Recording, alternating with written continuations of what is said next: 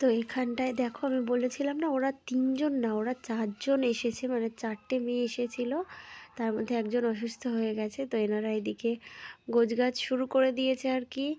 আর এইবারেই আমরা আস্তে আস্তে বিয়ের দিকে যাব। বিয়ের প্রত্যেকটা স্টেপ এত সুন্দর, আর তার সাথে ম্যাচ করে করে একটা করে রবীন্দ্রসঙ্গীত, মানে জাস্ট অসাধারণ একটা পরিবেশ তৈরি হয়েছিল।